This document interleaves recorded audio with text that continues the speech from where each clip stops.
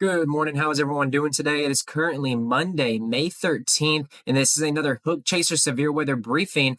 And hopefully, everyone had a good Mother's Day yesterday. I know the weather was a little bit rough in certain departments, but unfortunately, today it looks like Mother Nature is not letting up. And a matter of fact, we are already having severe storm initiation down near the Rio Grande River, heading towards the San Antonio Metroplex area. As of right now, this is 9 a.m. I'm recording this video, and today seems to be a potential significant severe weather day for certain parameters, including very large hail ranging in 2+ inches in diameter, and a couple of tornadoes not out of the question, especially the further east you go, going into Louisiana way later on today, closer to the dinner time and sunset. But this is what everything looks like right now at the time recording this video. You can see out here near the Rio Del Rio, east of the Del Rio, severe thunderstorms already firing up, heading towards the San Antonio area, and these are packing a punch. Certainly are definitely going to cause damage. Got a couple of some considerable ones already, and a severe thunderstorm watch that is already in place, 3+ inches in diameter of hailstones, not out of the question.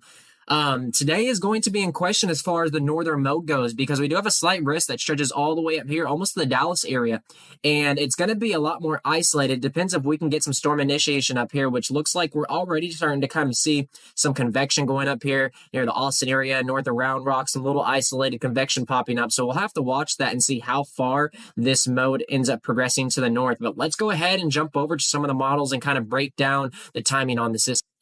All right, diving into the HRRR model, the high resolution rapid refresh model, and this is going to kind of give us an idea of what things could look like and at what time they could arrive. And it's not going to be 100% accurate, but this is going to give us an idea of the time and placement and potential intensity of these storms. And we can start putting this into motion.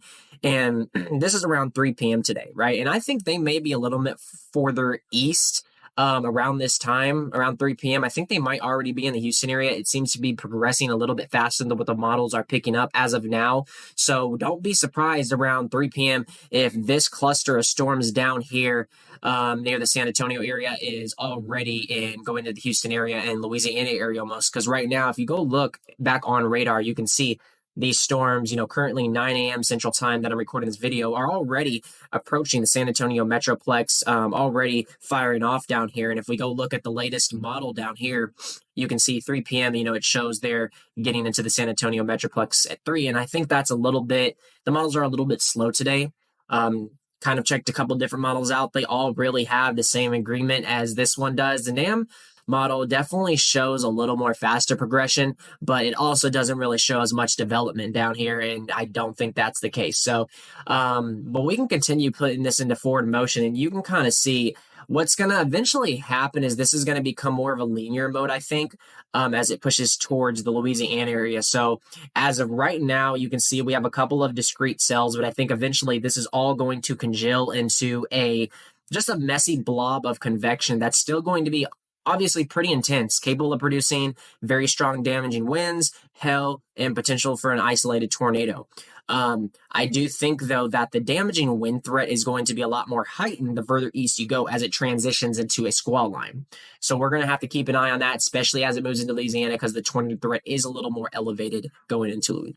Another thing that I definitely want to touch on for today, this is mainly going to be for today / late tonight going into tomorrow, especially for this area over here near New Orleans, going into Gulfport, Mobile, Alabama, where we have another day of a modern risk, a level 3 out of 4 for significant flash flooding. And I definitely think this is going to be an issue for these areas, especially since they're low-lying areas near the coast. They're already prone to flooding, and they're going to get absolutely dumped on today, especially if you're in this area. Also going towards Florida. I mean, some of the models are picking up higher totals, potentially out here towards Tallahassee. We're just going to have to keep an eye on that.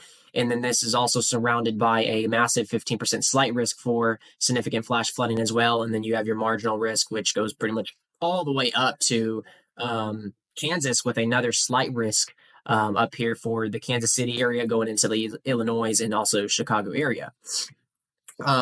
Another thing that we also are going to have to watch for moving into the future is, like I said, it's going to kind of be a transition right into tomorrow. So I think that it's going to really start picking up the totals once you get to about the Louisiana area, New Orleans area, and then it's just going to absolutely dump, right? Points eastwards toward Tallahassee. And then if we go to day 3, which is going to be Wednesday, we have another system already built in, marginal risk, nothing too crazy. But we go to Thursday, another slight risk already popping up for Austin area. A lot of the same areas that are already getting hit today and got hit, the other day. And then another slight risk. So that's going to be the next system that we end up having to watch for this next coming week.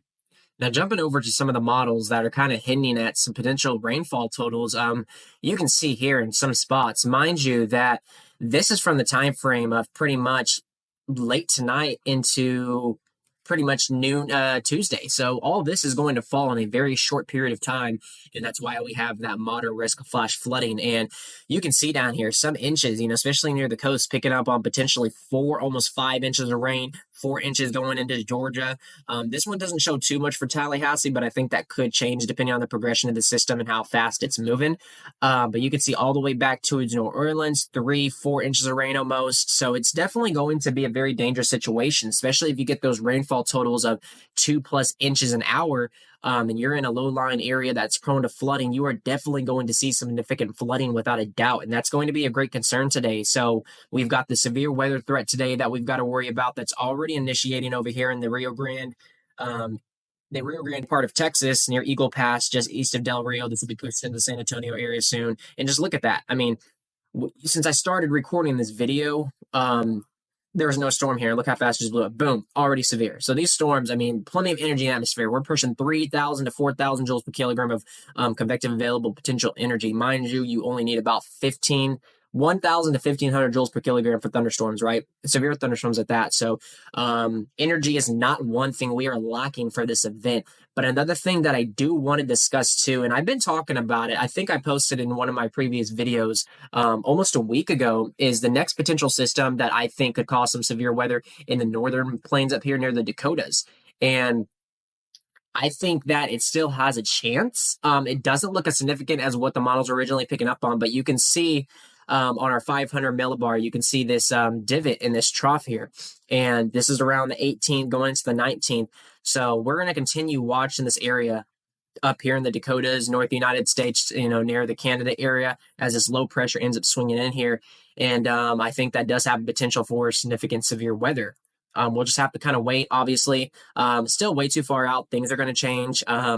Hurricane season's coming up. We're about to start discussing that in future videos as well. Some models already picked it up on a potential tropical system of some sort moving across potentially the Mexico area, maybe getting into the Gulf. That's really far-fetched. I don't think that's going to happen. I've seen a lot of people posting videos saying, oh, we're going to have a big hurricane in the Gulf next week, yada, yada, yada. No, that's not the case. That's false information. Everyone's hyping it up like they always do. I'm trying to give y'all the cut and dry information of the worst case scenario, best case scenario, and what I think is more likely to happen. And what I think is more likely to happen is it's going to end up going in the Pacific Ocean. So we'll keep an eye on it, guys. I'll keep you updated and informed as much as I can. Things have been extremely busy, especially when it comes to storm chasing and just getting everything together, and especially prepping up for this hurricane season. So stay tuned for more videos. If you like the video, like it, smash that subscribe button, turn on notifications, as I'll be doing more daily videos like these to keep